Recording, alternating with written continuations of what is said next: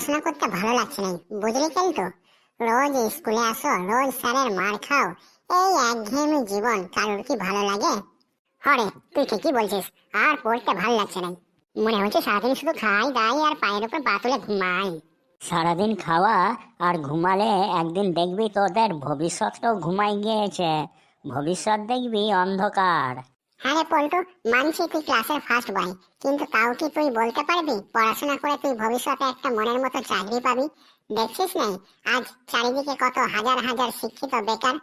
শুনিস নাই নাকি এমএ চাওয়ালা, বিএ ফুচকাওয়ালা?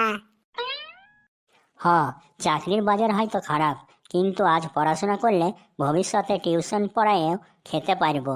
আর পড়াশোনা না করলে বাগালি করা ছাড়া তো আর কোনো উপায় থাকবে নাই, বুঝলি? পল্টু, তুই ঠিকই বলেছিস রে, পড়াশোনা করা তো খুবই ইম্পর্টেন্ট। তাই তো আমি মন দিয়ে আজকাল পড়াশোনা করি। বাবা, তুই তো মহা পাল্টিবাজ। এই কিছুক্ষণ আগেই বললি আর পড়তে ভালো লাগছে নাই। না মানে পল্টু আমার চোখ দুটো খুলিয়ে দিল আর কি। আজ থেকে মন দিয়ে পড়াশোনাটা করব। হ্যাঁ দেখ, মাস্টার আসছে, দাঁড়া দাঁড়া। বস বস, তোরা সব বস। সবাই পড়া করে এসেছিস তো আজ? আজ কিন্তু কোনো ফাঁকি চলবে না, আজ সবাইকে পড়া ধরবো।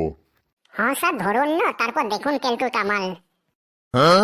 বাব্বা কেলটু, দেখছি তোর কনফিডেন্স লেভেল একেবারে হাই। ঠিক আছে, আজ প্রথমে তাহলে তোর থেকেই শুরু হোক। বলতো কেলটু, সূর্য পশ্চিম দিকে ওঠে না কেন? স্যার, আমি পরীক্ষায় পাস করি না বলে। তার মানে? স্যার, মা বলেছে যেদিন তুই পরীক্ষায় পাস করবি সেদিন সূর্য পশ্চিম দিকে উঠবে। এই এবার তো শুরু হলো আবোল তাবোল বকা। এইরকম ভাবে পড়াশোনা করলে তোকে আর এই জন্মে পরীক্ষায় পাস করে কাজ নাই। এ বল্টু, তুই চোখ বন্ধ করে ঘুমাচ্ছিস নাকি? স্কুল তো কি তোর ঘুমানোর জায়গা যে এইখানে ঘুমাচ্ছিস? আমাকে আমার মতো থাকতে দিন। স্কুলে এসে ঘুমালে তোকে আর পাস করে কাজ নাই। আমি নিজেকে নিজের মতো গুছিয়ে নিয়েছি। ক্লাসে এসে এইরকম গুছিয়ে ঘুমালে বাংলা সাবজেক্টে যে 5 নম্বরটা পেতিস, এবার থেকে আর সেটাও পাবি নাই। যেটা ছিল না সেটা না পাওয়াই থাক, সব পেলে নষ্ট জীবন। তাহলে এবার পরীক্ষায় শূন্য পেলে তখন আমার পা ধরে পাস করিয়ে দেওয়ার জন্য কান্দিস না জানো? না না না না না না। ইয়ার আবার কি হইল রে?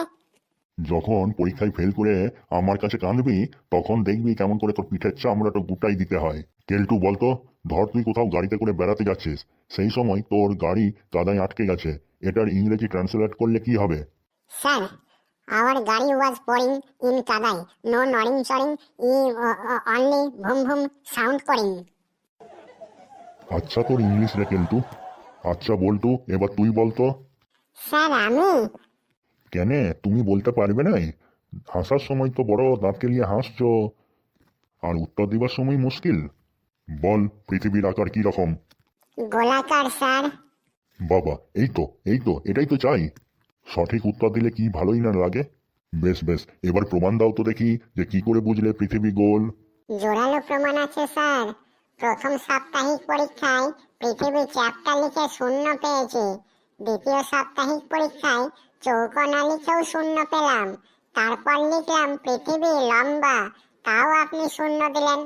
তারপর অনেক ভেবেচিন্তে লিখলাম 3 কোণা, তাও আপনি কেটেই দিলেন। তাহলে আর বাকি রইল কি?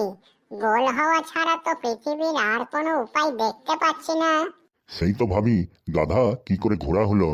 উফ, তোরা সব আমাকে জ্বালাই মারলি। বল্টু বলতো, নিউটনের মাধ্যাকর্ষণ শক্তি থেকে আমরা কি শিখেছি?